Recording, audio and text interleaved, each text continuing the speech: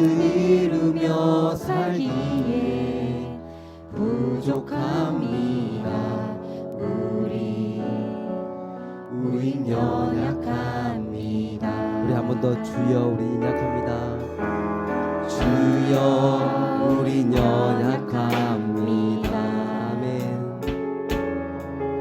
우린 오늘을 힘겨워 합니다. 주 뜻 이루며 살기에 부족합니다. 우린 연약합니다. 한없는 주님의 은혜 온 세상 위에 넘칩니다.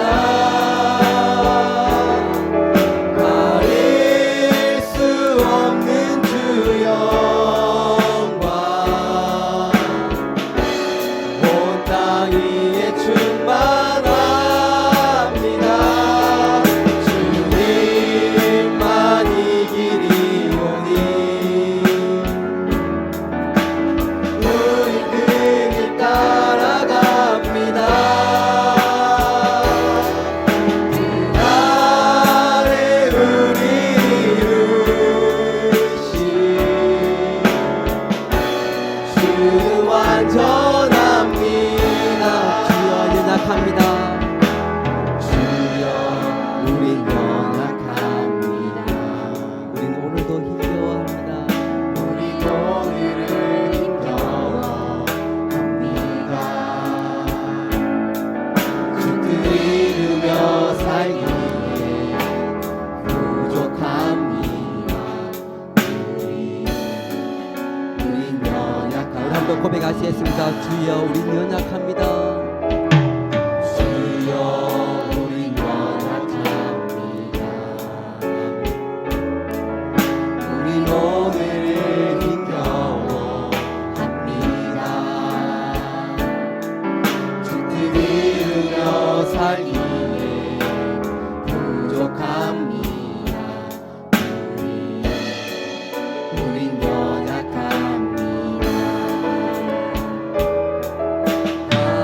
한없는 주님의 은혜 온 세상 위에 넘칩니다. 가릴 수 없는 주 영광 온 땅 위에 충만합니다. 주님만 이 길이오니 우리 그 길 따라갑니다. 그 아래 우리 이루신 주는 완전합니다. 한없는 주님의 은혜 온 세상 위에 넘칩니다. 가릴 수 없는 주 영광 온 땅 위에 충만합니다. 주님만 이 길이오니 우린 그 길 따라갑니다.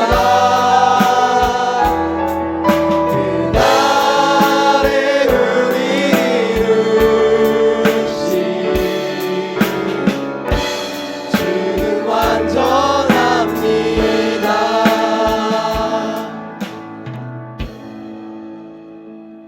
우리 시간 박수 치면서 우리 하나님께 기쁨으로 찬양 드리겠습니다. 우리 다 같이 박수 치면서 주 하나님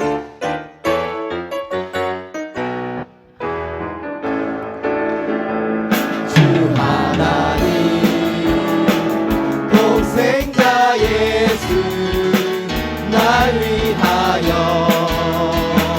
오시었네. 내 모든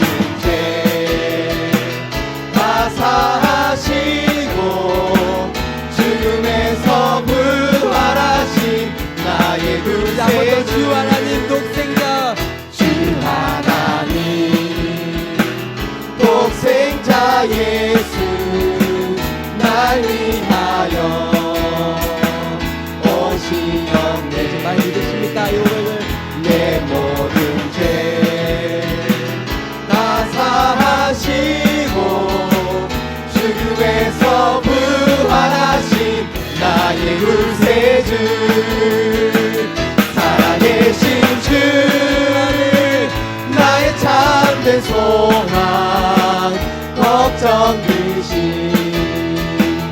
전혀 없네. 사랑의 주내 갈 길 인도하니 내 모든 삶의 기쁨 늘 충만하네. 주 하나님 독생자 주 하나님 독생자 예수 날 위하여 오시었네. 내 내 모든 죄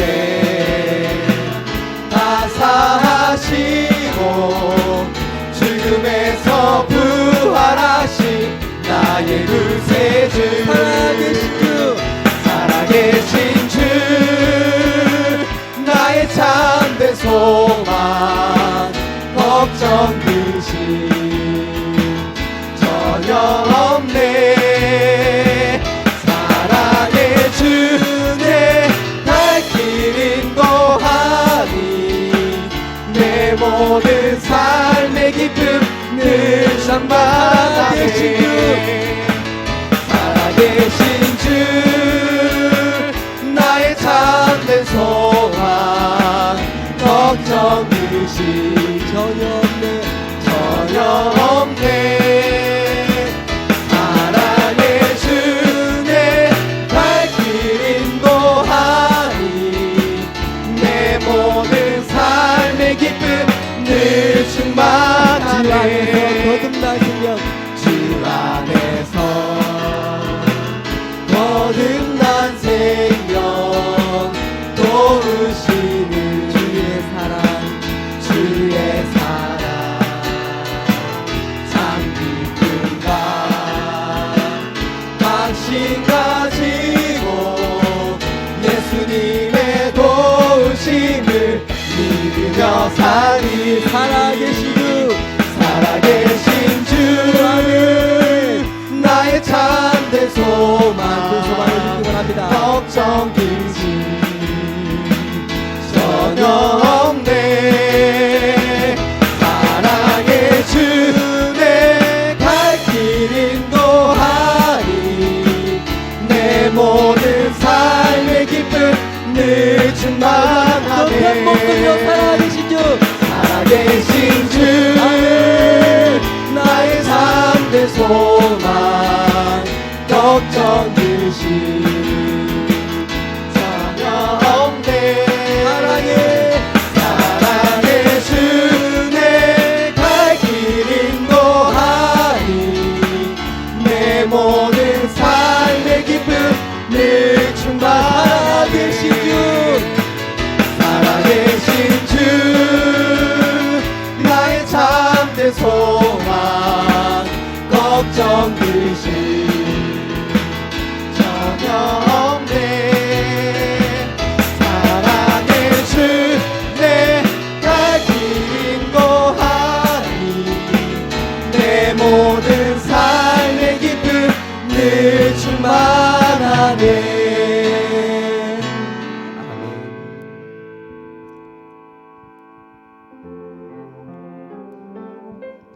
이제 예배를 준비하는 마음으로 예배를 고백하는 마음으로 우리 하나님께 가사를 잘 생각하시면서 이 시간 잘 힘주겠습니다. 낮엔 해처럼 밤엔 달처럼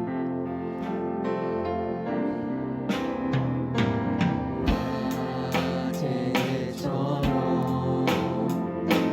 밤엔 달처럼 이렇게 살 순 없을까.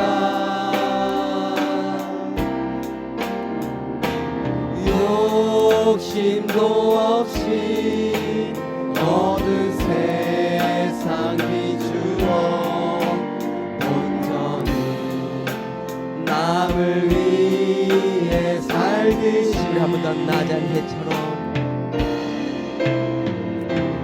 낮은 해처럼 밤의 달처럼 그렇게 살 수 없을까. 욕심도 없이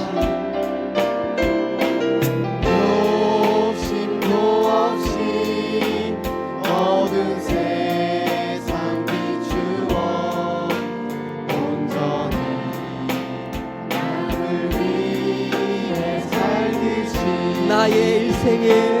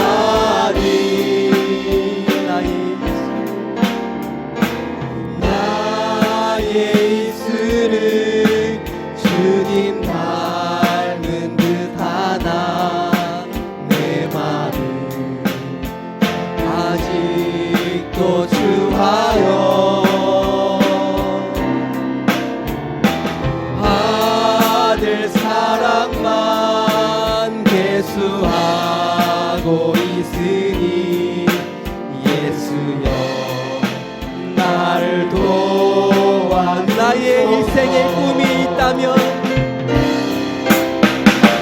나의 일생에 꿈이 있다면 이 땅에 빛과 소금 되어 가난한 영혼 지친 영혼을 주님께 인도하고픈데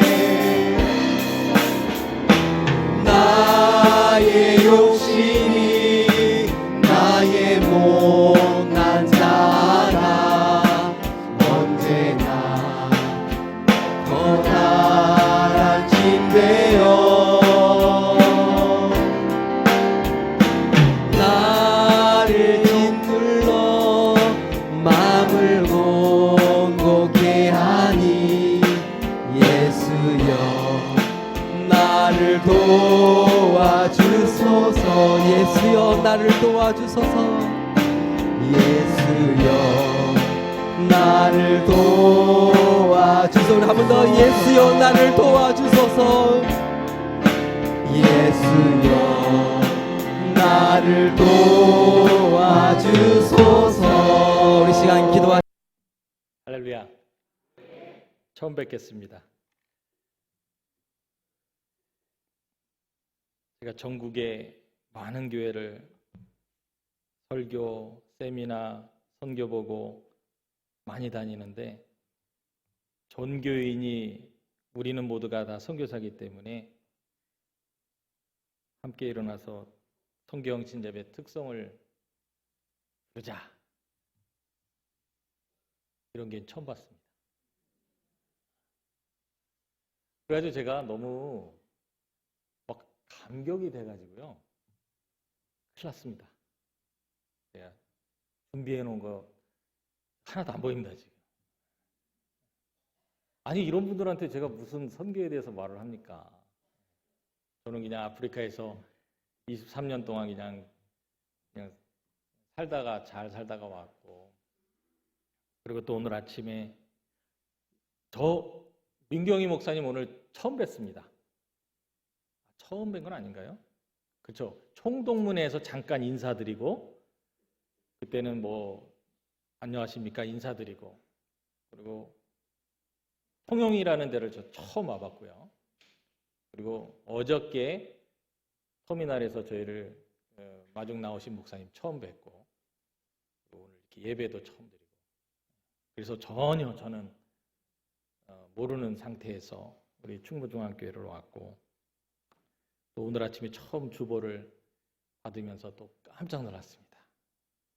여러분들께서 파송하시고 협력하시는 우리 선교사님들 정말 훌륭하고 아주 최고의 선교사님들, 그 최고의 선교사님들에 저는 끼지를 못해가지고 제 이름은 없어서 아직까지 제가 열심히 분발해서 더 열심히 더 사역을 좀 잘해야 되지. 그래야지 충무중앙교회에 낄 수 있나. 여기 여러분들이 파송하고 기도하고 협력하시는 선교사님들, 우리 교단의 아주 정말 최고의 선교사님들이십니다. 그래서 너무나도 좀 감격스럽고 감사하고 그런 그 기쁨, 그다음에 오늘 아침에 예배를 드리면서 또 오는 그런 그 벅찬 그런 감동, 오늘 오후 예배 준비하면서 또 주님께서 주시는 그런 감동. 그런데 거기에다가 여러분들 다 같이 일어나셔서 그 찬송을 부르시는 거예요. 저 그냥 무너졌습니다. 정말 소중하고 너무나도 멋지십니다. 여러분, 저는 목사의 아들로 태어나가지고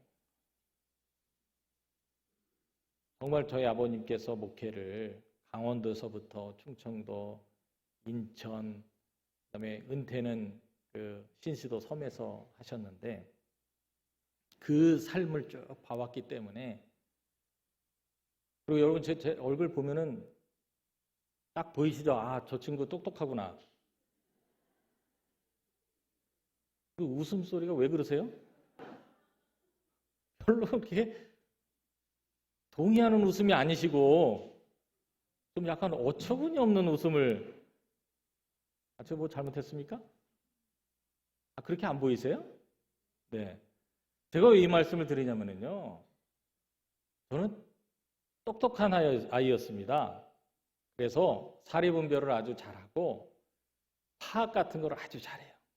그래서 어렸을 때부터 목사 애들로 자라가지고 목회의 그 어려움, 그런 힘든 것들을, 뭐 좋은 부분들도 많이 있지만 또 기억나는 거는 힘들고 어려운 부분들만 기억이 남잖아요. 목사의 아들로서. 그리고 제 활동에 상당히 제약을 많이 받았습니다. 목사 아들이라서. 제가 야구 굉장히 좋아하거든요. 주일 오후에 항상 우리 친구들하고 야구 게임을 해야 되는데 전도사님이 야구하고 있는 저만 부르시는 거예요. 성식아, 교회 가야지, 예배 드려야지. 왜 나만요? 너 목사 아들이잖아. 저는 그게 너무 싫은 거예요. 그리고 너무나도 동네에서도 활동의 제약이 너무 많이 있고, 목사의 아들이기 때문에. 그래서 제가 말씀드렸잖아요. 여러분들이 어처구니 없이 웃으셨던 그 첫 마음, 그 말씀을 제가 잘못 드린 것 같아요, 오늘. 저는 똑똑한 친구였기 때문에, 내가 나중에 커서 내 평생 일을 함에 있어서 이거 하나만은 내가 빼고 해야 되겠다. 그게 바로 목회였습니다. 이 길은 내가 가지 말아야 될 길이구나 해가지고 가능하면 저는 멀리 가려고 노력을 많이 했습니다. 그런데 제가 아프리카 선교사가 됐어요. 이거 완전히 뭡니까 이거는. 그래서 저는 대학도 신학대학을 안 갔고 일반 대학을 갔는데 일반 대학을 다 다니지 못한 채로 하나님께서 강권적으로 저를 이끌으셔서 서울신학대학교로 저를 이끌으셔서 목회자가 되시기 그 과정도 너무 힘들었습니다, 사실. 그래서 신학대학을 그래도 주님께서 보내셨으니까 하나님의 그래도 목회자가 됐고자 하는 그런 마음을 제가 순종했죠. 받아들였고 그래서 신학을 졸업하고 교회에서 부교육자로 사역을 하고 있었습니다. 그런데 부교육자로 사역을 하고 있는 동안에 하나님께서 자꾸 감동을 또 주시는 거예요. 아프리카 사람들 보여주시고 꿈에도 하여간 시시각각 아프리카 사람들을 제게 보여주시면서 자꾸 저를 아프리카 쪽으로 저를 자꾸 보내시려고 하시는 거예요. 제가 말씀드렸잖아요. 저 똑똑한 사람. 왜냐면요, 저희 그 가족 중에 선교사님들이 있으세요. 그분들이 얼마나 이거는 목회하고는 또 다른 차원의 또 어려운 일이기 때문에 그것도 제가 꼭 피해야 되는 일로 하나 이렇게 딱 했어요. 그래서 서울신학대학교 입학을 할 때 막 장래 희망들을 막 물어봅니다. 교수님들이 너는 뭐 하고 싶으면 많은 동기생들이 나는 선교사가 되겠습니다. 라고 막 자원을 합니다. 그러면 이제 저는 그러고 있다가 선교사만 빼고 어차피 신학대하고 왔으니까 이제 목회하려고 왔으니까 목회를 해야 되는 건 당연하겠지만 선교사는 아니다 이런 생각을 하고 있었죠. 그리고 교회에서 그 수련회 때 신학대학교 수련회 때 막 강사분들이 지금도 죽어가는 영혼들이 많이 있는데 그들을 위해서 헌신할 사람들 여러분들이 일어나야 된다 막 이렇게 외칠 때에 다 일어나더라고요. 오늘 여러분들 다 일어나셨잖아요. 그거 무슨 의미인지 알고 일어나신 거예요? 다 일어나셨잖아요. 저는 끝까지 안 일어났어요. 정말 몇백 명 우리 서울신학대학교 학생들이 전교생이 다 일어났는데 저만 끝까지 앉아 있었어요. 왜냐면 저는 똑똑하니까. 일어났으면은 약속을 지켜야 되고 약속을 지키려면 나는 선교를 나가야 되는데 선교 나가는 것이 얼마나 힘들고 어려운 일이기 때문에 나는 절대 지금 섣불리 그 약속을 내가 할 수 없다. 끝까지 남아 있었습니다. 근데 제가 선교사 제일 먼저 나갔습니다. 30도 되기 전에 29살 때 선교사 나가서 지금 제가 이 얘기 말씀드리면 또 막 웃으실 텐데 저 52살입니다. 네, 보세요 지금 뭐? 막 누가 그러셨어요? 누가? 뭐라고? 네, 52살 맞습니다. 머리가 하얘가지고 좀 많이 들어 보이긴 하죠. 29살 때 선교지 나가서 30대의 전부, 40대의 전부를 보내고 50대도 지금 거기서 보내고 있습니다. 자, 이제 제가 어떤 사람인지 아시겠습니까? 저는 제가 이렇게 오랫동안 아프리카에 있을 줄 상상도 못했고 아프리카에 가리라고는 상상도 못했고 또 아프리카 가서도 이렇게 오래 버티리라고는 상상도 못했는데 지금 2019년 7월 21일 충무중앙교회에서 아프리카에 대해서 선교에 대해서 나눌 수 있을 줄은 정말 상상도 못했습니다. 어떻게 보면은 우리 하나님께서 너무나도 특별하게 역사를 해주셔서 저를 지금까지 이끌어 오셨는데 그래서 제가 여러분들에게 솔직히 고백을 드리고 싶습니다. 저는 막 주님의 그 소명 이런 거에 막 뜨거워서 막 이렇게 자원해서 영적으로 충만해서 이렇게 막 했던 사람이 절대 아니니까 과연 제가 여러분들이 지금도 여러분들 앞에서 이렇게 바로 서서 말씀을 나눌 수 있는 그런 자격이 있는지 참 늘 부끄럽고 좀 죄송스러운 마음이 있습니다. 그리고 오늘이 충무중학교 옮긴 처음 이 새성전에서 예배드리는, 오늘 이 주보 보고 깜짝 놀라서 우리 여기 선교사님들이 정말 이렇게 훌륭하신 선교사님들이 많이 있는데 왜 내가 여기 제일 먼저 와가지고 지금 가서 제가 들을 그 소리를 어떻게 감당을 해야 될지. 전 민경희 목사님 오늘 처음 봤는데, 충무중학교에 처음 왔는데 모르겠습니다. 그래서 오늘은 제가 지금 전 세계적으로 선교가 예전하고 또 현재 그리고 앞으로는 어떤 방향으로 선교가 이제 진행될 것인지, 제가 20몇 년 동안 선교지에 있으면서 또 선교지에서도 리더로 있으면서 그 보고 듣고 또 한 부분들을 여러분들에게 나누면서 오늘 그 본문의 중심을 해서 마무리하도록 하겠습니다. 2시 20분이니까 최소한 제가 올 때 버스 타고 왔거든요. 인천에서 버스 4시간 40분 걸려서 왔어요. 그러니까 버스 타고 온 만큼은 해야 되겠죠? 네? 장로님 할렐루야? 그냥 웃기만 하십니다, 우리 장로님. 네? 먼저 여러분들 잠비아가 어디 있는지 잘 모르시죠? 그래서 제가 잠비아가 어디 있는지 그 사진만 한번 보여드릴게요. 자, 끝에가 한국이고 화살표 저 점 찍은 데가 이제 잠비아입니다. 여기 혹시 지난번에 케이프타운 다녀오신 분들 여기 혹시 계시나요? 케이프타운 다녀오신 분들? 케이프타운, 남아공 다녀오신 분들? 네. 자, 케이프타운은 저 끝에 일부러 제가 가린 건 아니에요. 네. 잠비아를 중심으로 두다 보니까 케이프타운은 거기서 좀 밑으로 더 내려가죠. 네. 그러니까 저도 뭐 바로 저렇게 직선으로 가는 게 없으니까 그 3가지 정도의 그 경로가 있습니다. 한국에서 홍콩 가서 홍콩에서 남아공 가서 남아공에서 잠비아로 이렇게 가는 방법이 있고, 그리고 한국에서 이디오피아 아디스아바바로 가서 아디스아바바에서 갈아타고 잠비아로 가는 방법이 있고, 또 여러분들이 타셨던 에미레이트 비행기를 타고 두바이로 가가지고 두바이에서 루사카로 가는 방법, 이 3가지 방법이 있는데 저희는 이제 그때 뭐 시간은 저희가 이제 뭐 어디를 가든 다 시간이 18시간에서 20시간이 넘게 걸리니까 그때 제일 싼 거 타고 다니기 때문에 어디 뭐 정확히 어디로만 다닌다 이렇게 말씀드릴 수 없고요.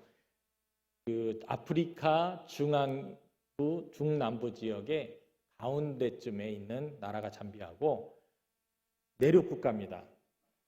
그래서 저희는 바다가 없어요. 그래서 어제 통영에 이렇게 딱 들어오면서 그 바다를 싹 보니까 그냥 너무 기분이 좋고, 그리고 저희 지금 살고 있는 집이 인천이거든요. 그리고 우리 집사람이 인천이 고향이고 그래서 인천에서 있는데 인천에서도 바다 보려면 좀 나가야 돼요. 근데 여기는 바로 바다가 있고, 그리고 어저께 숙소에서 이렇게 딱 커튼을 치니까 바다가 딱 보이는데 너무나도 좋더라고요. 그리고 비린내가 저는 너무 향긋하더라고요. 근데 잠비아를 딱 들어가면요 하나도 없습니다. 그래서 어떨 때는 막 마음이 답답하고 막 그럴 때는 바다를 보고선 그 넓은 그 바다를 보면서 그 비린내를 맡으면서 그 기분을 좀 해소하고 그러고 싶은 마음이 딱 있는데 좀 그런 아쉬움이 있어요. 이제 준비한 거를 이제 시작하도록 하겠습니다. 제가 가지고 온 먼저 그 위에 있는 그 사진은 저의 가족 사진입니다. 우리 아들이 지금 99년생입니다. 그래서 99년 9월생이라서 아직 만 20살이 안 됐습니다. 저희가 결혼은 1992년에 했거든요. 1992년에 했는데 7년 동안 아이가 없었습니다. 근데 7년 그때 한국에 저희 안식년 와 있을 때 하나님께서 선물로 주셔가지고 99년도에 우리 아들이 태어났고 지금 대학교 2학년 다니고 있습니다. 그리고 한국에서는 딱 6개월만 있었습니다. 그리고 그 모든 시간은 다 아프리카에서 보냈고 고등학교까지 아프리카에서 나왔습니다. 자, 다음 사진 보여주세요. 자, 이제 조금 여러분들이 강의식으로 전화를 해보겠습니다. 좀 딱딱할 수도 있는데 제가 왜 굳이 이거를 준비를 했냐면요. 우리가 보통 선교에 대해서 얘기를 할 때 기본적으로 무엇이 가장 중요하다는 것을 잊고 있는 것 같아서 제가 말씀을 드리는 거예요. 많은 분들이 선교 그러면은 나라를 생각하시고 그다음에 그 나라를 가기 위해서는 어떻게 가야 될지 그리고 어떻게 도와야 될지 뭐 이런 부분은 이제 교회에서 주로 그렇게 생각하시는데 저는 그거보다도 좀 더 폭넓은 시각들을 여러분들에게 좀 가지기를 원해서 준비를 해왔습니다. 모든 거의 시점은 물론 선교뿐만이 아니고 모든 거의 시점은 기도입니다. 그렇죠?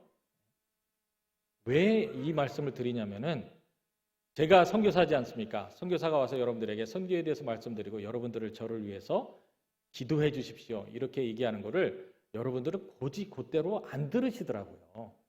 교인들은. 선교사님이 오셔가지고 여러분 선교를 위해서 잠비아를 위해서 기도해 주십시오. 이렇게 무슨 우리 선교사님 우리한테 후원해 달라고 그러구나. 그렇게 해석을 하시는 분들을 제가 많이 봤어요. 아닙니다. 그냥 말 그대로 곧대로 여러분들은 그냥 이해하시면 돼요. 여러분들 선교를 위해서 아프리카를 위해서 잠비아를 위해서 기도해 주십시오. 기도해 주십시오. 왜냐면요. 모든 것의 시작은 기도입니다. 그래서 제가 몇 가지 예를 준비했어요. 요한 웨슬리, 찰스 웨슬리 그 형제가 1729년에 옥스퍼드 대학에서 홀리 클럽이라는 기도 모임을 만들었습니다. 그 기도 모임을 만들어서 그 옥스퍼드 지역에 있는 그런 학생들, 젊은이들, 그다음에 목회자들을 다 모아놓고 기도를 했는데 무엇을 가지고 기도를 했냐면요. 영혼 구원. 주님께서 이 시간 우리에게 성령을 주셔서 우리가 한 사람이라도 더 영혼을 구원하는 그런 자들이 되게 해주십시오 하는 영혼 구원을 위한 기도 모임을 이 홀리 클럽에서 우리가 여러분 잘 아시죠? 웨슬리, 존 웨슬리, 요한 웨슬리의 주도로 그 홀리 클럽이 시작이 됐습니다. 그런데 이 기도 모임을 참석한 그 기도 모임의 꾸준한 멤버로 있었던 아주 대단한 그 이름들이 있습니다. 예를 들자면은 중국 선교를 제일 처음에 시작했던 허드슨 테일러라든지 이런 아주 위대한 선교사님들이 이 기도 모임에 참석하고 기도 모임에서 영혼 구원을 위해서 내가 어떻게 주님의 나라를 위해서 기여할 수 있을까? 그 기도로 시작한 그 모임에서 나중엔 그들이 자원해서 결국에는 세계 선교를 이끌어가는 아주 최초의 선구자들이 되는 그런 역할을 이 홀리 클럽에서 했습니다. 그리고 그 다음 거는 뭐냐면요. 1806년 건처더미 기도 모임이라는 게 있습니다. 이거는 미국의 윌리엄스 대학이라는 데서 대학생들이 우리가 이 세계에 죽어가는 영혼들에게 어떻게 복음을 전할까? 달리 떠오르는 방법이 없으니까 그러면 일단 우리가 모여서 기도로 시작하자. 그래서 기도로 첫날 모였는데 그 넓은 평야에서 이들이 모여서 기도를 하고 있었습니다. 그런데 갑자기 폭풍우가 몰아치고 막 비가 오고 바람이 막 불고 그러니까 그 들판에서 기도를 못하고 들판에 세워놓은 건초더미 그 안으로 들어가서 5명이 그 안에 그 건초더미 안에서 빽빽히 비를 피하고 바람을 피하면서 서로 손을 잡고 주님의 나라를 위해서 하나님의 선교를 위해서 기도한 그 모임이 바로 이 건초더미 기도 모임입니다. 이게 미국의 대학생들에게 이 기도 모임이 알려지면서 전 지역의 학생들에게 선교에 그냥 불을 당긴 그런 기도 모임입니다. 또 하나가 있습니다. 1866년에 여러분들 잘 아시는 무디 목사님 잘 아시죠? 무디 목사님 누구십니까? 그냥 구두수성공 출신의 배우지도 못하고 이랬던 분인데 구령운동에 그냥 구령의 열정에 뛰어나게 막 그러셔가지고 이 분이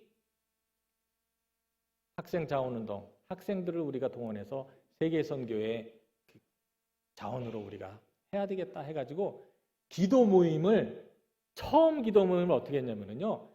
한 달 동안 기도 부흥 집회를 한 달을 했어요. 한 달. 요즘 부흥 집회 3일 하는 것도 힘들죠. 학생들을 모아놓고 한 달 동안 밤이며 낮이며 기도하면서 여러분들을 통해서 우리 하나님께서 영광 받으셔야 되고 여러분들을 통해서 세상 땅끝까지 복음을 대야 되는데 이제는 우리가 여러분들이 나서야 될 때다 하는 그 학생 자원 운동이 이 무디 목사님의 그 처음 기도 모임으로 시작해가지고 19세기 말 모든 미국의 그다음에 유럽의 모든 선교 운동을 시작하게 된 그 계기가 바로 이 학생 자원 운동입니다. 그리고 우리 무디 목사님은 미국에서 활동을 하셨는데 영국으로 건너가셔가지고 영국에서 또 몇 달 동안 집회를 하시면서 캠브리지 세븐이라고 캠브리지 대학에 있는 대학생들에게 또 영향을 주셔가지고 그 대학생들이 선교의 자원으로 나서서 세계 선교를 이끌어왔는데 그 중에 한 분이 우리나라 평양에 우리나라 최초의 신학교를 세우신 평양신학교를 세우신 마포 삼열 선교사님, 이분도 이 캠브리지 세븐의 그 기도 모임에 참석했던 한 분이에요. 제가 왜 이 말씀을 드리냐면요, 우리가 제일 먼저 가장 기초적으로 우리가 생각해야 될 것은 물질이 아닙니다. 제가 선교사 생활을 오래 하면서 선교 보고를 다니고 선교에 대해서 말씀을 나눌 때마다 가장 제가 많이 듣는 게 그러면 선교사님, 우리가 선교사님을 어떻게 도와야 되는지 뭐 이런 질문을 많이 하신단 말이에요.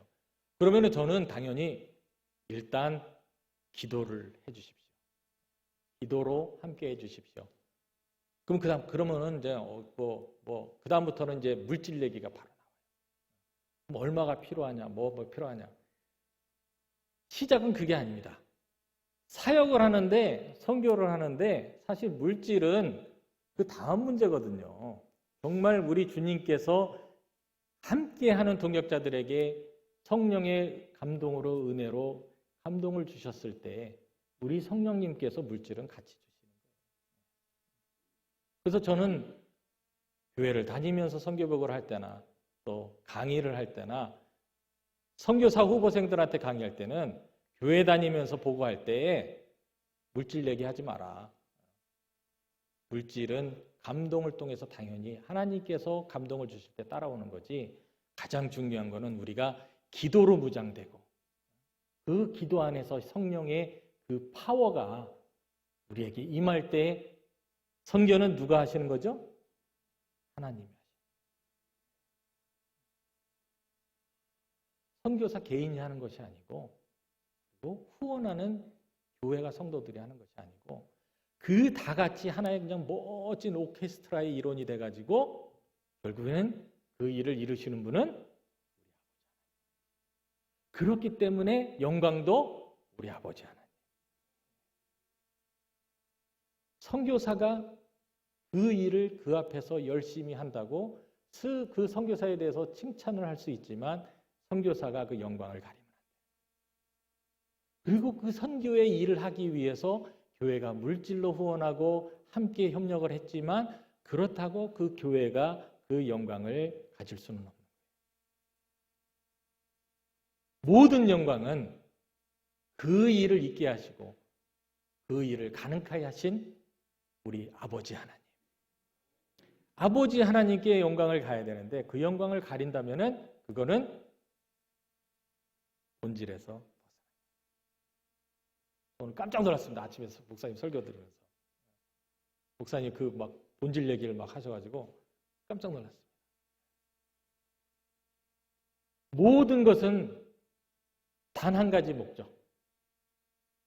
우리의 존재, 우리의 삶, 우리의 일, 우리의 사역, 뭐든지 우리 하나님 아버지께 영광을 돌리는 하나하나가 우리 하나님께 영광을 돌리는 것이냐 아니냐, 여기에 초점이 맞춰져야 되는 것이고, 그 외의 것은 본질이 아니라는 거죠. 제가 오랫동안 선교 생활을 하면서 사실 제가 부끄러운 고백을 드리는데요. 저는 처음에는 교회 막 찾아다니고 이럴 때는 이 교회가 나를 후원해 줄 수 있는 교회인지 없는지 거기에 관심이 많았어요. 왜냐하면 선교를 하다 보면은 필요한 게 사실 많거든요. 선교사는 현지에서 리더이기 때문에 모든 현지인들이 그 선교사를 바라보고 있습니다. 그 선교사님을 통해서 이런 일도 하고 싶고 저런 일도 하고 싶고, 그리고 그들과 함께 살고 그들을 보고 있으면은요, 정말 도와주고 싶은 일이 너무나도 많고, 정말 내가 물질이 많으면은 이거 다 해주고 싶고 막 그런 생각이 막 드는 거예요. 그런 욕심이 생기니까 선교사임에도 불구하고, 현장에서 사역을 하고 있음에도 불구하고, 일은 하나님이 하시고 하나님이 역사하시고 우리는 그 도구에 지나지 않는다는 그 고백은 말로 하지만,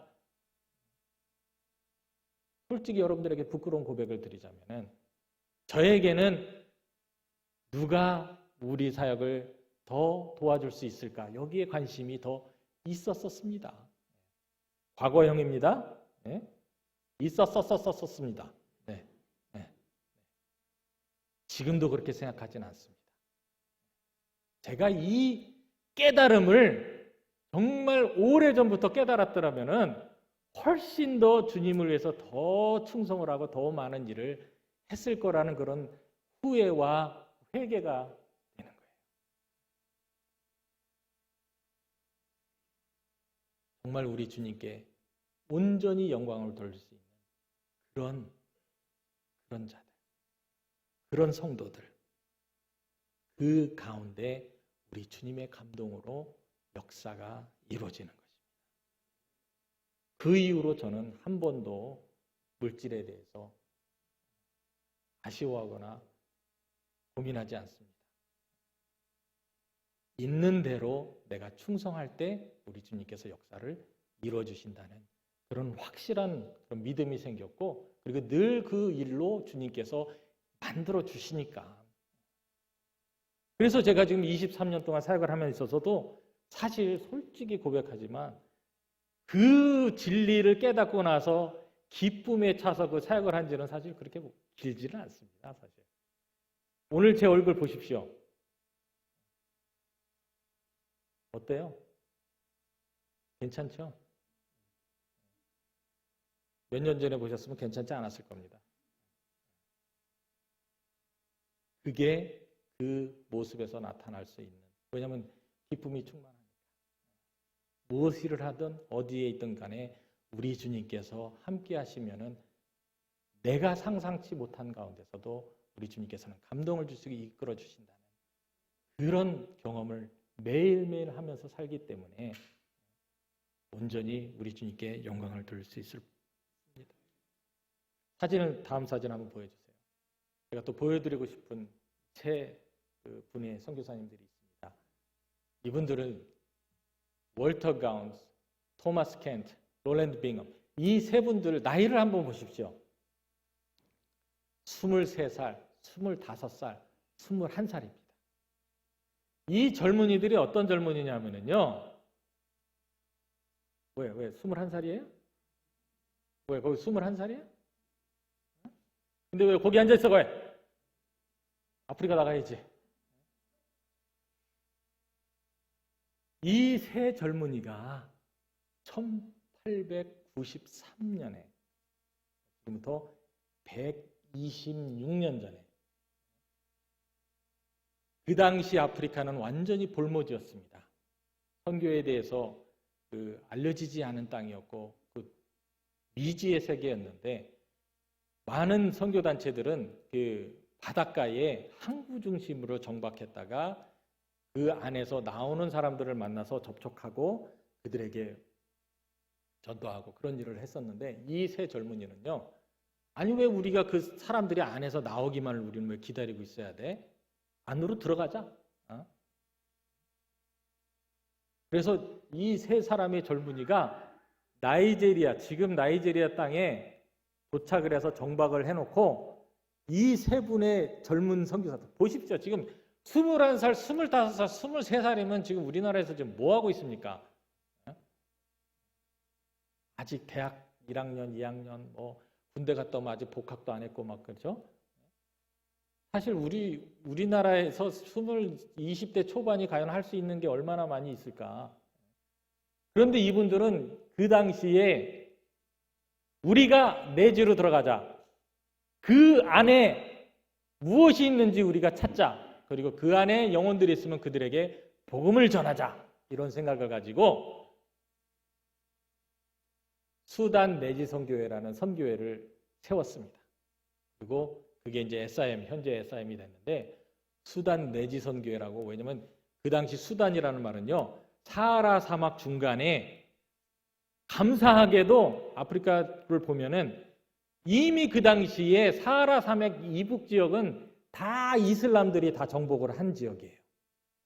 그런데 그 이슬람들이 아프리카 남부 지역으로 나오지 못한 이유가 뭐냐면은 사하라 사막이라는 아주 그냥 그 험한 지형이 있었기 때문에 그 사람들이 그 사하라 사막을 뚫고 내려오질 못하고 있었던 거예요.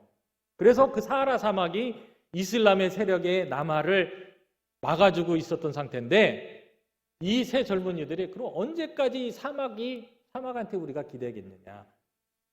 그 사람에게 먼저 복음이 들어가야지 이슬람이 들어가면 그들의 영혼은 어떻게 할 것이냐 해가지고 이 세 사람이 수단 내지선교회라는 것을 설립해서 들어갔어요. 그런데 들어가자마자 월터와 토마스는 말라리아 걸려서 바로 죽고 맙니다.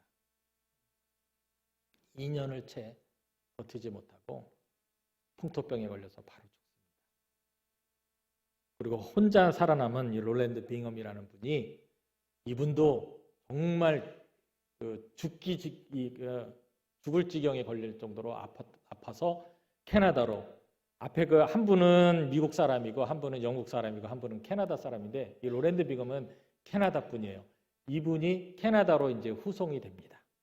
후송이 돼서 캐나다에서 몇 년 동안을 거의 뭐 움직이지 못할 정도로의 큰 시련을 겪고 이제 건강해졌을 때 다시 이분이 일어나서 미국과 캐나다 지역을 다니면서 함께 시작했으나 2년 만에 죽은 동료들을 그들의 이름을 부르면서 젊은이들을 다시 동원을 합니다.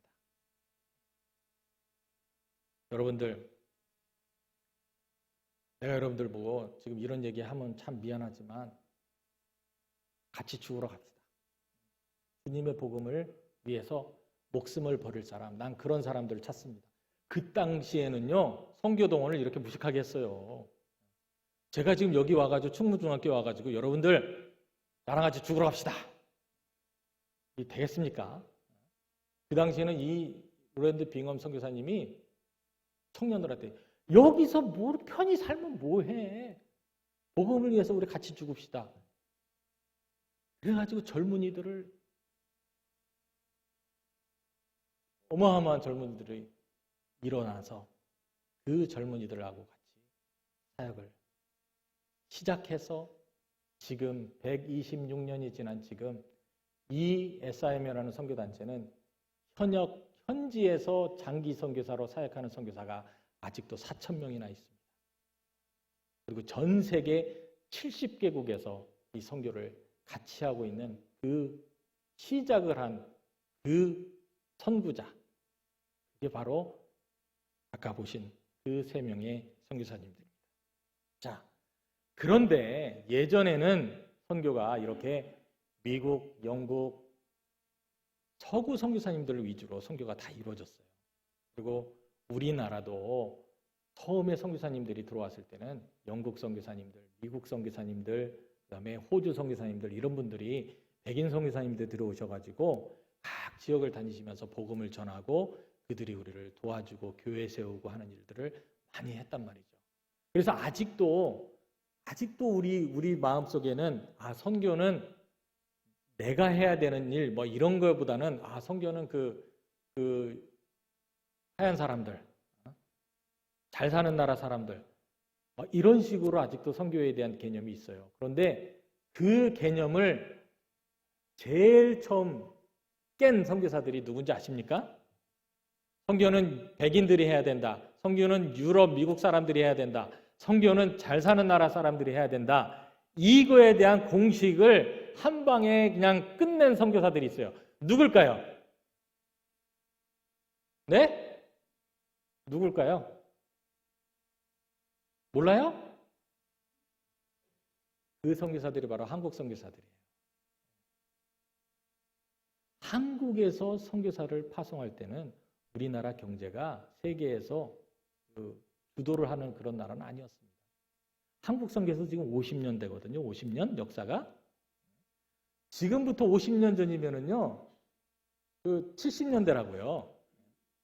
그 당시에 우리나라 경제가 전 세계에서 그 조건이 하나도 안 되는 거예요. 우리는 백인도 아니고, 우리는 유럽이나 미국 선교사도 아니고, 우리는 잘 사는 나라 사람도 아니었어요. 그런데 한국 교회가 하나님의 나라의 확장을 위해서 잃은 영혼에 대한 그 뜨거운 그런 불타는 그 구령열이 타올라서 못 견딘 거예요. 그래서 우리는 비록 부족하지만 우리가 그래도 선교를 해야 되겠다 해가지고 50년 전에 한국 선교사들이 중국으로, 러시아로, 필리핀으로, 아프리카는 지금 선교가 한 35년 정도 돼요. 아프리카 선교사가 처음 한국 선교사가 아프리카 오신 한 35년 정도 되는데, 여러분들 그 당시에 그림을 한번 상상해 보십시오. 한국 선교사가 외국에 나가서 선교를 한다. 제일 처음에, 저도 처음에 23년 전에 이디오피아를 갔는데, 이디오피아 가서 선교사들하고 이렇게 인사를 하는데 백인 선교사들이 물어요. 너는 누구냐? 그래서 나는 성식이라고 한국에서 왔다. 한국? 그러면요, 우리는 당연히 대한민국 그렇게 물어보라고 생각하시죠? 어디? 노스코리아? 사우스코리아? 이거부터 물어봐요. 그럼 기분 나쁘죠. 내가 북한 사람 같이 생겼습니까? 모르는 거예요. 한국이라는 나라를 모르는 거예요. 그리고 그러면서 또 하나 물어봐요. 그런데 왜? 네가 왜 여기 있어? 나는 선교사다. 교회에서, 우리 교단에서 나를 파송해서 나를 선교하러 아프리카 왔다. 그러면요, 그분들이 제일 먼저 뭐 했는지 아세요? 그냥 비웃어요. 뭐라고? 코리아가 선교사? 제가 처음 나갔을 때마다 그랬어요. 23년 전만 해도 한국에서 온 선교사다 그러면요, 백인 선교사님들이 막 웃었어요.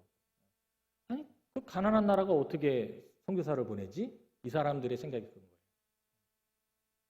그리고 연세 드신 분들은 우리나라의 그 6.25 전쟁을 기억하시는 거예요. 내가 그 한국전에 참전했던 사람인데 니네 나라는 선교사를 보낼 수가 없어.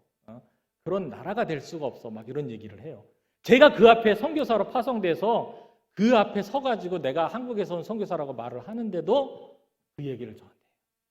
기분 나쁘잖아요. 아니다.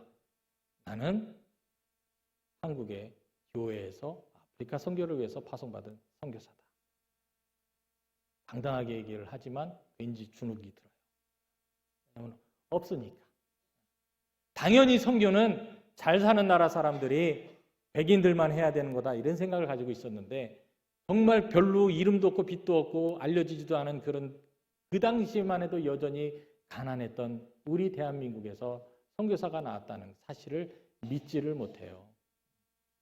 그런데 이 한국 선교사들이 그 전통적인 그 틀을 깬 다음부터 무슨 일이 일어났는지 아십니까? 우리를 보고, 별 볼 일 없는 한국 선교사들이 나와가지고 선교를 하는 것을 보고 아시아 사람들, 아프리카 사람들이 우리도 할 수 있겠네. 하나님께서 이 복을 우리도 누릴 수 있겠네. 이런 도전을 우리 한국 선교사들이 그들에게 줄 수 있는 거예요.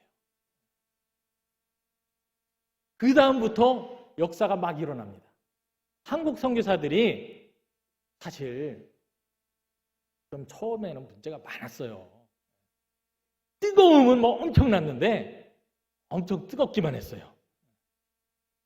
그러니까 뭐 제대로 재정적인 거 준비도 안 하고 제대로 훈련도 타문화에 대한 훈련도 제대로 받지 않고 언어도 제대로 하지 못하고 그냥 뜨거운 영혼 구원에 대한 그 뜨거운 열성 때문에 그냥 막 나가가지고 막 좌충우돌하는 거예요. 공항에 딱 도착해서 이민국에서 당신은 누굽니까? 그럼 나는 누굽니다. 여기 왜 왔습니까? 그럼 나 선교하러 왔습니다. 우리는요 몰랐어요. 선교사도 비자를 받아야 되는 줄. 그러니까 당신 선교사로 왔으면 그럼 어디 단체하고 어떻게 연결해 그런 거 모릅니다. 이제 찾아봐야죠. 그게 초창기 한국 선교사들이 하는 그 일이었어요. 그래서 겨우겨우 공항에 나왔어요. 공항에 나와서 가방 2개 딱 들고 공항에 나와서 어디에 가야 될지를 모르는 거예요. 왜냐면 아는 사람이 아무도 없으니까. 그래서 무조건 차를 타고 시내로 들어가서 아무 집에 여관에 들어가서 여관을 잡고 그때부터 사람들하고 만나가지고 나 뭐 해야 되지? 뭐 이랬어요. 그랬던 선교사들이 우리 한국 선교사들이 아무것도 없는 상태에서 돈도 없는 상태에서 그냥 가가지고 사람을 만나서 복음을 전하고 그 사람을 통해서 소개받아가지고 거처할 집을 얻게 되고 그래서 교회에 다니게 되고 그 교회를 통해서 또 교회를 개척하게 되고 그런 일들을 했던 게 처음에 한국 선교사들이었던 거죠. 그런데 그런 한국 선교사들의 어떻게 보면은 무모함을 아프리카 우리 성도들이 그리고 아시아 성도들이 도전을 받게 되었고 그리고 그들도 나도 선교를 하겠다. 나도 선교사가 돼야 되겠다 하는 그 도전을 사실 그들에게 심어준 사람들은 다른 사람들 아닙니다. 바로 여러분들이 돕고 파송하고 있는 한국 선교사들이 그 역할을 하고 있는 거예요. 그래서 완전히 선교에 대한 이런 패러다임이 완전히 바뀌었습니다. 그리고 예전에는 아무것도 없으니까 그냥 뭘 짓고 막 이렇게 하느라고 바빴는데 이제는 모든 것이 어느 정도 돼 있는 상태니까 과연 여기에서 우리가 얼마나 더 본질적으로 그리스도의 복음 안에서 제대로 바로 설 수 있을까 그 고민을 하는 선교로 이제는 바뀌기 시작하는 거죠. 다음 사진 보여주세요. 저하고 함께 동역하는 우리 현지 목사님들입니다. 이분들은 이쪽 여러분들이 보시기에 오른쪽에 있는 분들은 저하고 같이 교회 목사님들이신데 이분들이 교회에서 각자 개척하고 사역하고 있는 교회에서 어떻게 우리가 주님의 나라를 위해서 더 열심히 일어설 수 있을까? 어떻게 우리는 더 성장할 수 있을까? 주님의 제자가 될 수 있을까? 이런 고민을 하면서 모여있는 우리 현지 목사님들이에요. 그리고 옆에 사진은 뭐냐면요. 지금 이제 이 선교의 패러다임이 지금 변한다는 걸 제가 말씀드리는 거는 아프리카에 지금 가장 많이 진출하고 있는 사람들이 누구냐면요. 중국 사람들이에요. 그런데 이 중국 사람들이 선교하기가 너무나도 힘든 사람들이잖아요. 중국의 우리 선교사님들이 지금 매달 몇백 명씩 지금 쫓겨나고 있습니다. 중국에서 선교를 못하게 하니까. 조금이라도 무슨 모임이 있다 그러면 발각해가지고 선교사들 막 추방을 막 하고 있어요. 그래서 지금 선교사님들이 지금 쫓겨나가지고 아시아의 주위 나라에 있거나 한국에 들어와서도 지금 앞으로 선교를 어떻게 해야 될지 막 이런 고민하는 선교사님들이 굉장히 많아요. 그런데 잠비아에 중국 교회가 있습니다. 저하고 같이 협력하는 우리 미션에서 중국 교회를 세웠습니다. 왜? 중국 사람들이 아프리카로 물밀듯이 밀려오고 그 사람들에게 전도할 수 있는 기회는 교회밖에 없으니까 교회를 세워서 중국 사람들이 모인다 그러니까 중국 사람들이 오는 거예요.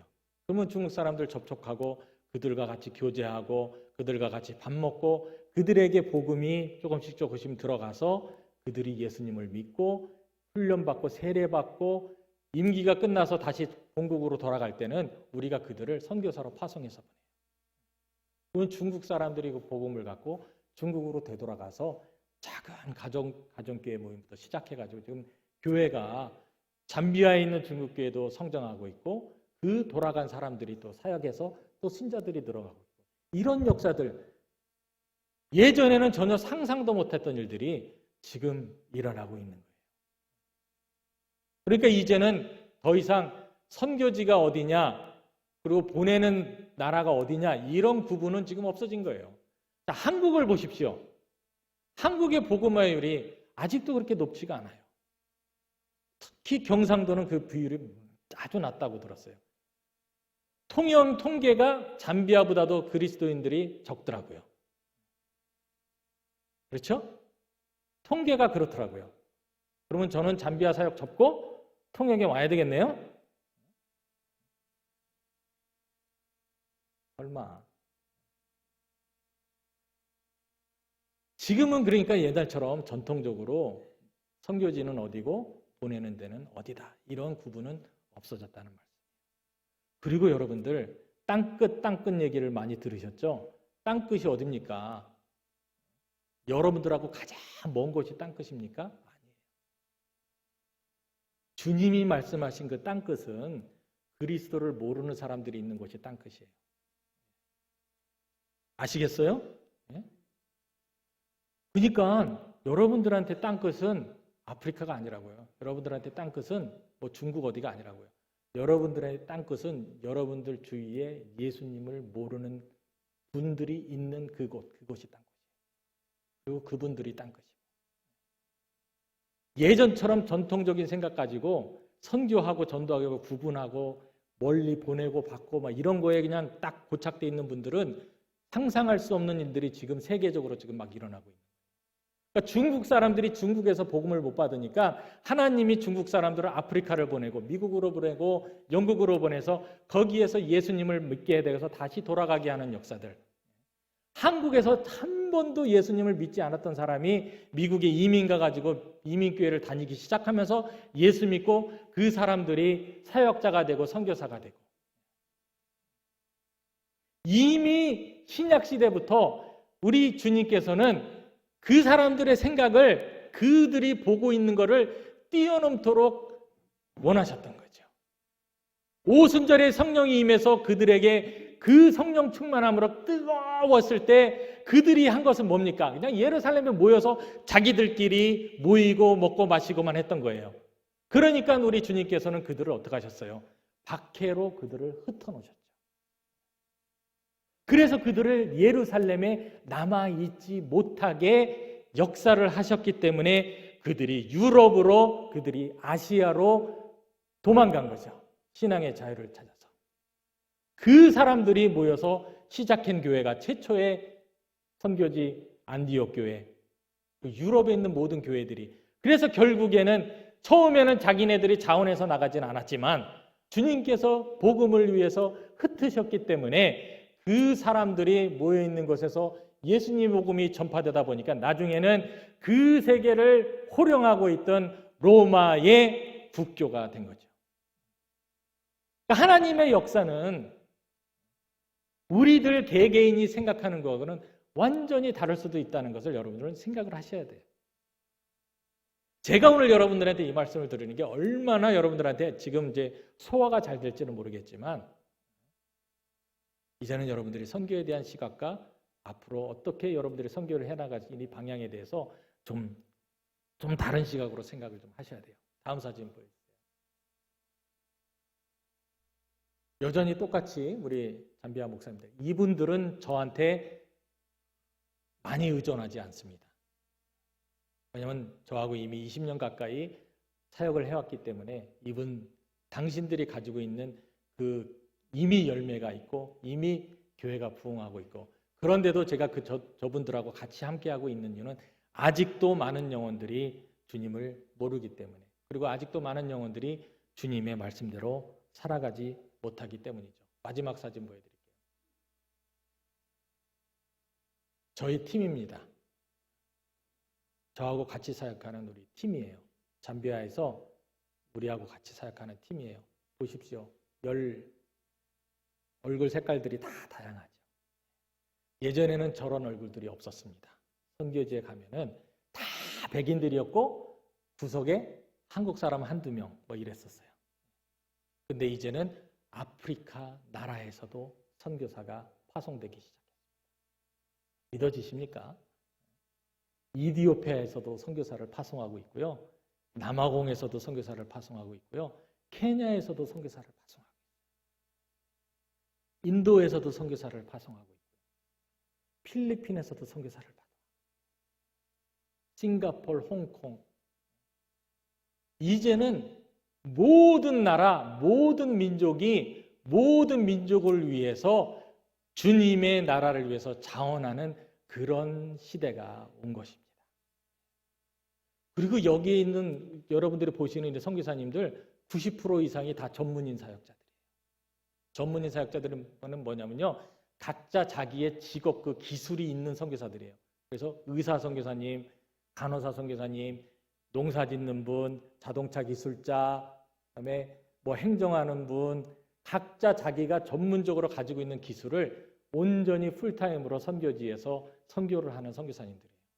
저는 풀타임으로 저는 목회자 선교사이기 때문에 저는 목회 관련된 교회 개척, 제자 훈련, 목회자 훈련 이런 부분 제가 책임자로 일하고 있고, 그리고 제가 3년 전까지 이 팀을 전체적으로 이끌어왔던 전체 잠비아 제가 대표였습니다. 이런 다양한 팀들하고 같이 사역을 하는 그런 시대가 지금 왔습니다. 그리고 여러분들이 가지고 있는 그런 고정적인 생각, 목사님, 뭐 선교사님 이런 분들은 복음만 전하고 아니에요. 평생을 오셔가지고 옥수수 키우고 닭 키우고 이런 선교사님들도 있어요. 평생 오셔가지고 선교사들이 타고 다니는 자동차를 그냥 그 작업복 입고 그 자동차 고쳐주시는 선교사님, 그런 분들 30년, 40년 선교사로 사역을 해요. 그런데 여러분들이 나는 목사가 아니기 때문에, 선교사가 아니기 때문에 선교는 저분들, 이제는 여러분들 그런 말 못해요. 이제는. 왜냐하면 지금 세계에 나와서 사역하고 있는 이 다양한 선교사님들의 직업군이 목사도 그 중에 하나인 거예요. 이제는 여러분들이, 내가 선교사가 많이 그 얘기를 하더라고요. 한국 오니까. 내가 나가지는 못할지라도. 무슨 말씀이세요? 여러분들이 왜 못 나가세요? 여러분들이 지금 하시고 있는 그 일을 가지고 하나님의 복음을 전하는데 쓰여질 수 있다는 사실, 여러분들 아시고 좀 걱정되시는 것 같아요. 지금. 예? 나는 선교사는 내 일이 아니다 해가지고 안심을 하고 계셨던 것 같은데, 예? 저 선교사님이 지금 이상한 말씀 하신다고 지금 굉장히 지금 뭐 별로 이렇게 은혜를 못 받으시는 것 같아요. 할 수 없어요. 저는 현재 선교에 대해서 정확히 말씀드리는 거예요. 그러니까 지금이라도. 나이? 그런 거 없습니다. 정년? 그런 거 없습니다. 내가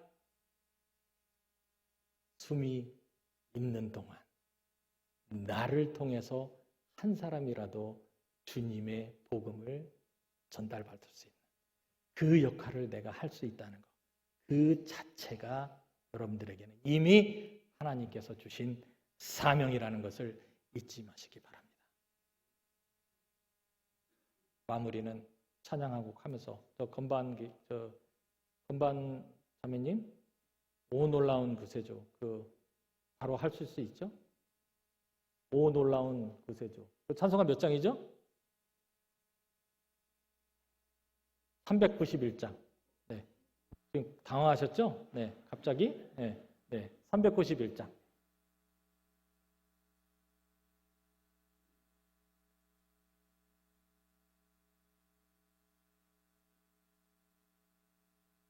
시작하세요. 일이 짜지 않아서 그렇습니다. 제가 이 찬양을 여러분들하고 왜 나누고 싶으냐면요. 저는 이 찬양을 선교사 되기 전에 아무 생각 없이 불렀습니다. 별로 마음속에 그렇게 뭐 어떤 느낌도 없이 이 찬양을 불렀어요. 근데 선교사가 된 다음에 이 찬양을 부르니까 별로 마음이 좋지가 않아요. 한 주 시작하세요. 네. 왜냐면요, 처음에 제가 선교사가 됐을 때 말하자면 수련을 받는 그런 기간이었어요. 아침에 물 한 병에 건빵 한 조각 들고 그냥 그 광야 같은 사막을 하루 종일 걸어 다니면서 사람 아무도 없는 그런 마을들을 다니면서 지치고 뜨거울 때 잠깐 앉아서 물을 마시고 건빵을 그 시장길을 없을 때 사람들이 모여요. 그럼 사람들이 모이면 그 사람들에게 다 준비해 놓은 복음을 또 전하는 거예요.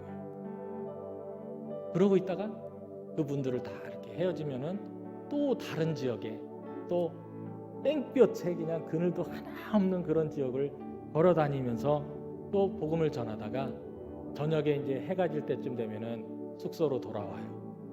숙소로 돌아오면은 막 기쁘고 즐겁고 이거보다는 너무 지치고 힘드니까 그냥 쓰러지는 거죠. 한참 동안을 쓰러져 있다가 정신 차리고 저녁을 먹고 예배를 드리면서 이 찬양을 딱 부르는데 그냥 이 가슴 속에서 그냥 뭐 울컥하는 게 막 나오는 거예요. 왜 그런지 같이 한번 불러보시죠.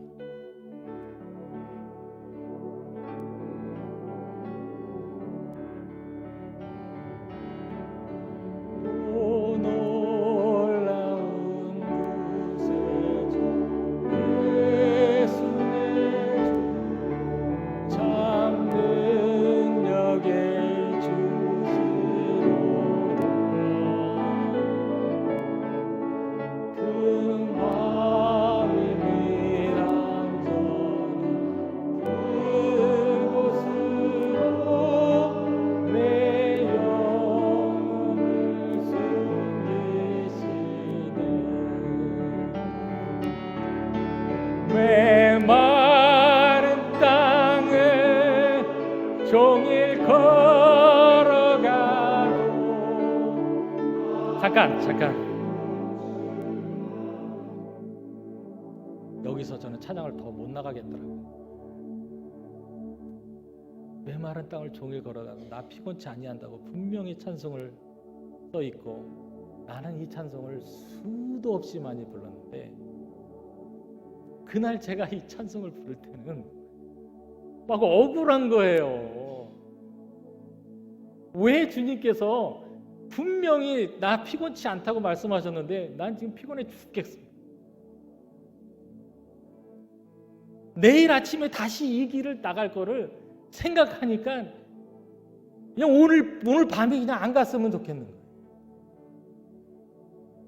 그 다음날 아침이 오는 게 저한테는 너무나도 고통이었고 너무나도 힘든 거예요. 여러분들 과연 이 찬양을 정말 얼마나 내가 그 상황 가운데 있다고 생각하면서 여러분들 그 찬양을 부르셨는지 아마 그러지 못하실 거예요. 왜냐하면 저도 그냥 수십 번 수백 번 이 찬양을 불렀는데도 아무런 감흥도 없고 아무런 감정도 없었어요. 그런데 선교지에서 하루 종일 그 뜨거운 길을 걷다가 저녁에 들어와서 이 찬송을 부르는데 감사보다는 그냥 뭔가 확 울컥하는 그런 마음이 나오는 거죠.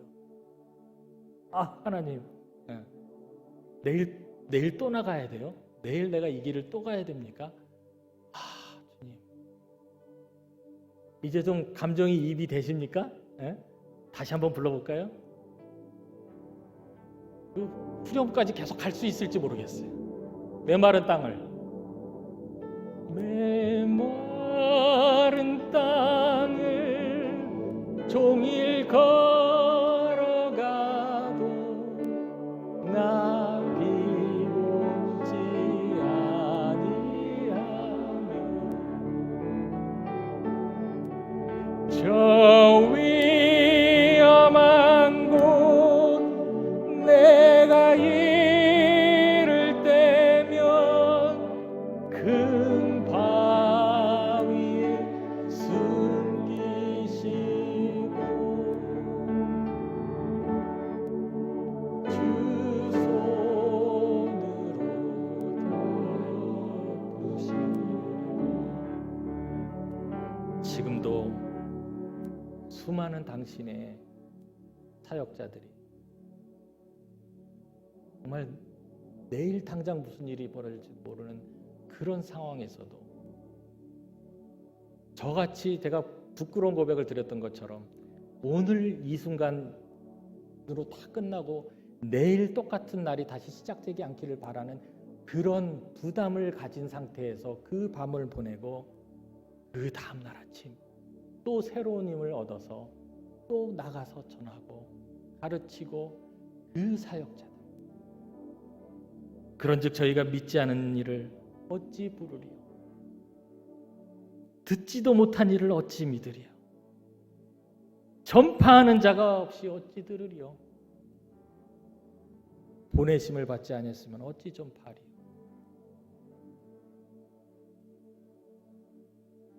아직도 이 예수님을 모른 채로 태어난 영혼들, 평생을 예수님의 이름을 한 번도 듣지 못하고 살아가는 그 영혼들. 그렇기 때문에 예수님을 모른 채로 죽어가는 영혼들, 그 영혼들이 아직도 이 세상에 수십억이나 되는 사람들이 아직도 있다는 사실, 여러분들이 잊으시면 안 돼요. 여러분들의 역할은 지금도 물론 잘하고 계시죠. 할 수 있으면 더 많은 사역자들을 파송하고, 아니면 여러분들이 그 사역을 자원해서 나가시고, 아직도 예수님의 그 이름을 기다리면서 고대하고 있는 그 영혼들, 그들이 영원히 죽을 수밖에 없는 그 상황에서 그들을 건져낼 수 있는 방법은 단 한 가지입니다. 단 한 가지. 다른 것은 없습니다. 그들에게 예수님의 복음이 전파되는 방법, 그 방법 하나밖에는 없습니다. 그 하나의 방법을 우리는 쉬지 말고, 정말 이 세상에 한 명도 예수님의 이름을 듣지 못하고 죽는 사람이 한 명도 없을 때까지 우리는 지금보다도 더 열심히, 더 뜨겁게, 더 열과 성을 다해서 그 날이 속히 오기를 바라는 그런 자들이 우리는 돼야 되겠습니다.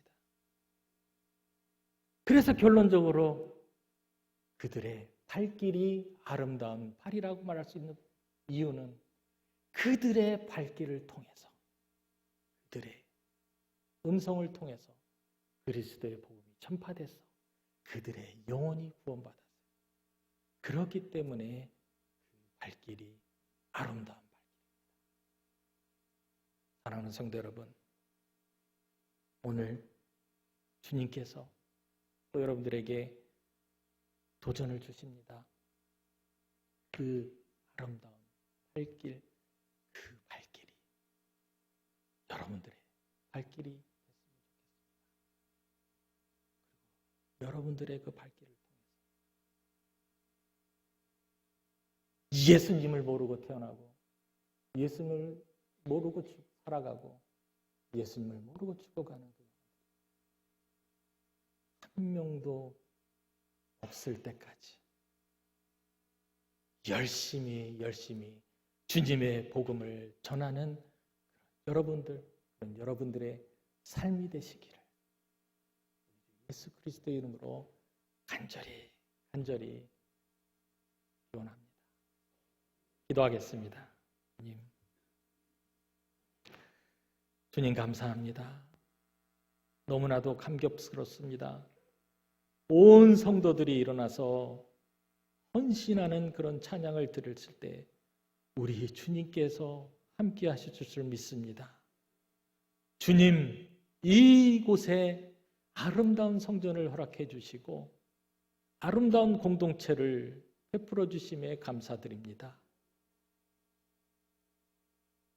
당신의 사랑의 공동체, 우리 충무중앙교회를 통해서 더 많은 영혼들이 구원받게 해주시고, 더 많은 영혼들이 훈련받게 해주시고, 더 많은 영혼들이 파송되게 해주셔서 주님의 나라를 위해서 앞장서서 열심히 수고하고 노력해서 정말 아름다운 열매가